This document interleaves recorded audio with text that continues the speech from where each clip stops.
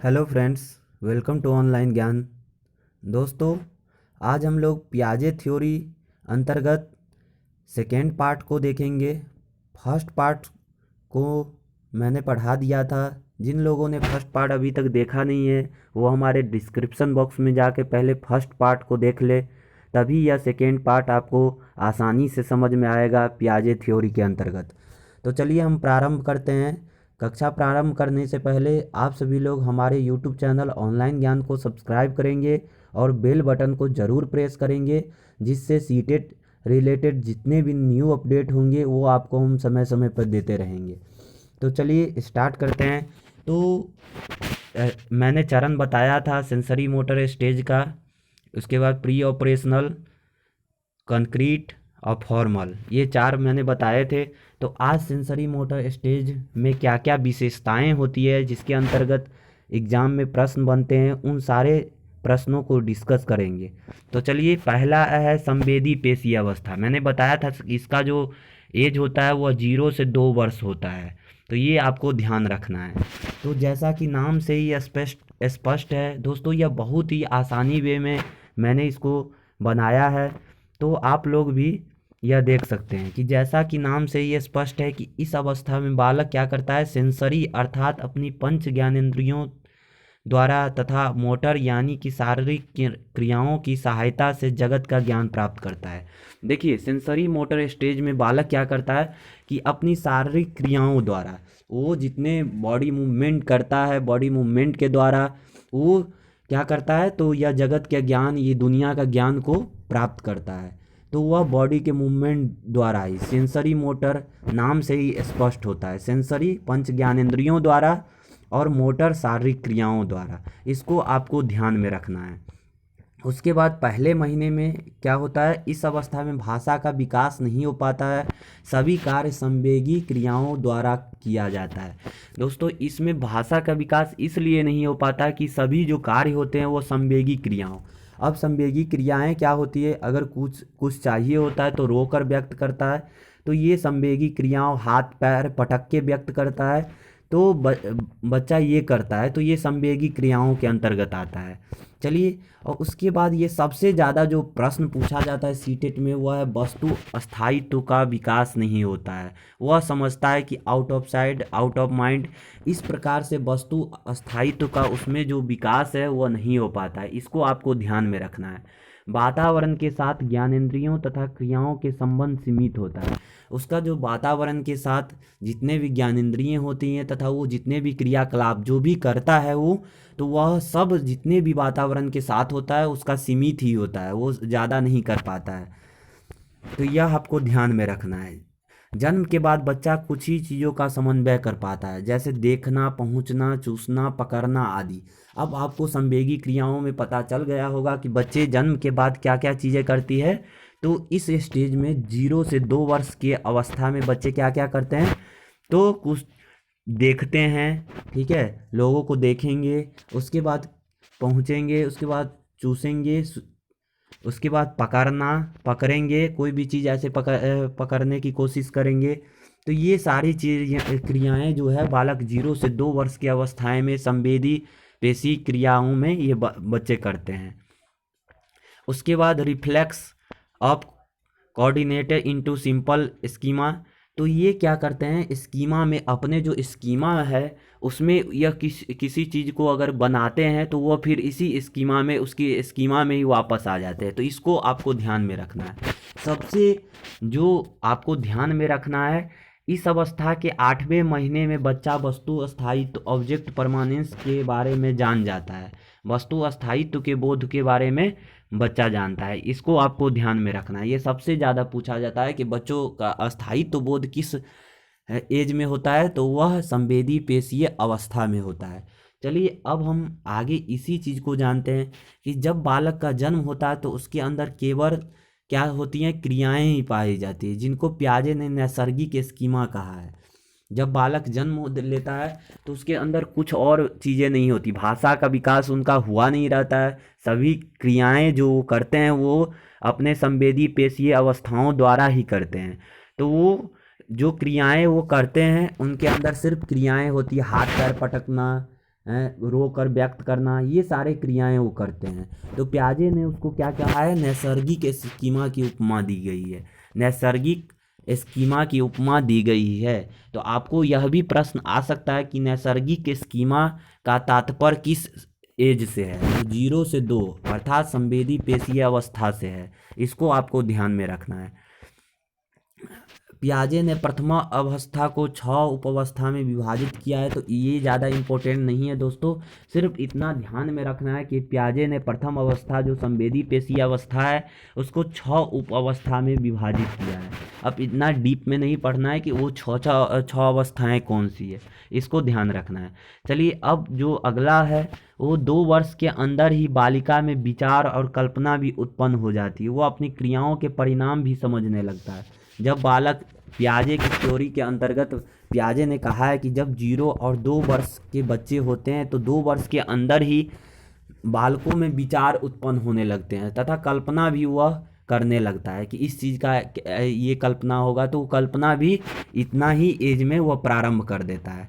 चलिए, तो ये पहला हमारा स्टेज रहा। इसमें 2-3 बातें आपको ध्यान रखनी है कि ऑब्जेक्ट परमानेंस, जिसको आपको ध्यान रखना है, ऑब्जेक्ट परमानेंस की जो चीज़ होती है वह इसी अवस्था में होती है, संवेदी पेशीय अवस्था, सेंसरी मोटर स्टेज। उसके बाद इस अवस्था में सारी जो कार्य होते हैं वो क्रियाएं द्वारा ही होती है, भाषा का विकास नहीं हुआ रहता है, इसलिए सारे जो क्रियाएं होती है वो क्रियाओं के द्वारा ही होती है, ज्ञानेंद्रियों के द्वारा ही होती है, बोलकर, सुनकर, ये सारे चीज़ें होती है, रोकर व्यक्त करते हैं बच्चे।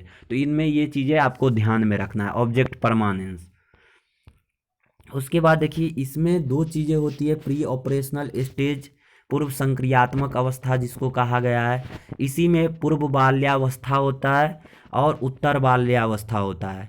तो पूर्व संक्रियात्मक अवस्था में आपको 2 चीज़ें देखनी है, तो उसको ध्यान से देखिएगा आप लोग कि प्री कॉन्सेप्सुअल होता है जो प्राक संप्रत्यात्मक अवधि होता है, उसके बाद अंतर्दशी अवधि होता है जो 2 से 7 वर्ष की अवस्था होती है, 2 से 7। तो उसमें 2 से 4 वर्ष की जो अवस्था होती है वो प्राक संप्रत्यात्मक अवधि होता है, प्री कॉन्सेप्सुअल, और दूसरा होता है अंतर्दशी अवधि, तो 4 से 7। तो इसको आपको ध्यान रखना है, एज को ध्यान रखना है कि प्राक संप्रत्यात्मक अवधि 2 से 4 और अंतर्दशी जो है वो 4 से 7। चलिए अब आगे के चीज़ों को देखते हैं। तो इसमें बच्चा क्या होता है, तो इसमें जो अंतर्दशी स्टेज होता है उसमें क्या इगोसेंट्रिक होता है, आत्म केंद्रित होता है। इगोसेंट्रिक आत्म केंद्रित का तात्पर्य यहाँ पर ये है कि सिर्फ मैं हूँ, मैं का भाव रहता है, बाकी कोई नहीं है। तो ये चीज़ इसमें रहती है 4 से 7 वर्ष की अवस्था में। चलिए अब देखते हैं, इस अवस्था में बच्चा जो है वो वस्तुओं को नाम से पहचानने लगता है तथा इसका वर्गीकरण कर भी लेता है। अब अगर 2 से 7 वर्ष की अवस्था की बात करें तो बच्चा इस एज में क्या करता है कि बच्चों को चीज़ें पहचानने लगते हैं कि ये चीज़ ये है, ये सारी चीज़ों को पहचानते हैं तथा उसमें वर्गीकरण भी, क्लासिफिकेशन भी कर लेते हैं। इस चीज़ को आपको ध्यान रखना है। उसके बाद बच्चे में तार्किकता का अभाव होता है। इसमें सबसे ज़्यादा ध्यान देने वाली जो चीज़ है वो तार्किकता, तार्किकता का अभाव होना, इसकी सबसे खासियत यह है कि ये तर्क क्षमता इनमें नहीं होती है, तर्क करना इनको नहीं आता है, जो भी बोल दिया जाता है या सुन लेते हैं उसको ही सच मान लेते हैं, तर्क नहीं कर सकते। तो ये बात आपको ध्यान रखना है। इसमें क्या होता है, बच्चे की जो सोच होती है वो कल्पनाशील होता है, वह सत्य से दूर रहता है, यह भी आपको ध्यान रखना है। इसमें बच्चे काल्पनिक होते हैं, सत्यों के पहचान से दूर होते हैं, तभी वो तर्क क्षमता, वो तार्किकता उनमें नहीं होती है। ईगोसेंट्रिक होते हैं, उनके अंदर मैं का भाव होता है, यह मेरा है, चंदा मेरा मामा है, बिजली मेरी मौसी इत्यादि, ये उदाहरण आप देख सकते हैं। ईगोसेंट्रिक किस एज में रहता है, तो ईगोसेंट्रिक रहता है प्राक संक्रियात्मक अवस्था में, प्री ऑपरेशनल स्टेज में। तो पहला इस स्टेज में आपको यह देखना है कि इसमें क्या होता है, तो ईगोसेंट्रिक बच्चा होता है। इसमें क्या होता है, तो तार्किकता का अभाव होता है, बच्चे काल्पनिक होते हैं। काल्पनिक किस स्टेज में होते हैं, तो प्री ऑपरेशनल में, वह सत्य से दूर होता है। उसके बाद इस स्टेज में सबसे बड़ा जो चीज़ है एनिमिज्म। तो इसका एनिमिज्म का तात्पर्य है जीववाद। जीववाद का तात्पर्य यह होता है दोस्तों कि सजीव और निर्जीव में वह कभी कभी भेद नहीं कर पाते हैं। कभी कभी उनको लगता है कि सजीव निर्जीव ये नहीं बता पाते हैं, सभी को सजीव ही समझेंगे या सभी को निर्जीव ही समझेंगे।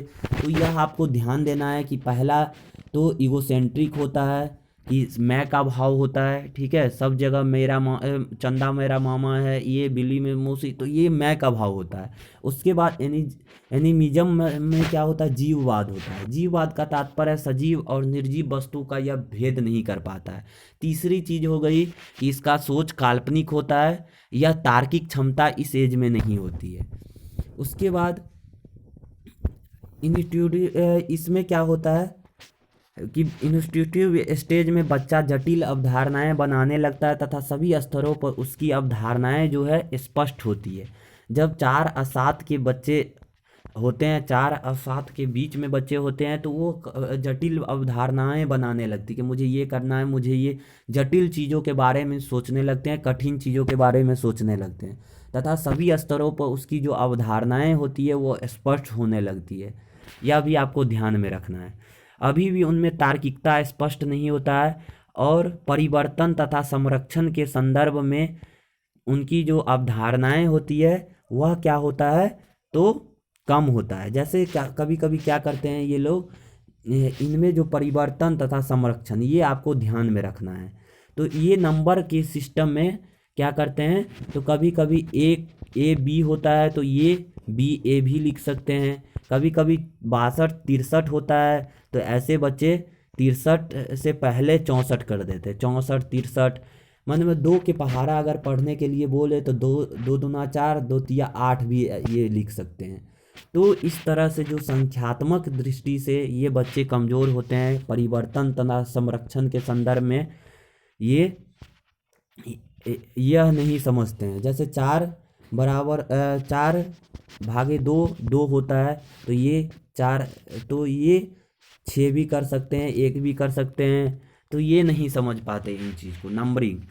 यह भी आपको ध्यान देना है। तो यह परिवर्तन तथा संरक्षण में तो इन चीज़ों को आपको समझना है। चलिए, तो इतना आज की क्लास, बस इतना ही। अगले क्लास में हम आपको इसके अंतर्गत कंक्रीट ऑपरेशनल स्टेज के बारे में बताएंगे, जो मूर्त संक्रियात्मक अवस्थाएं होती है।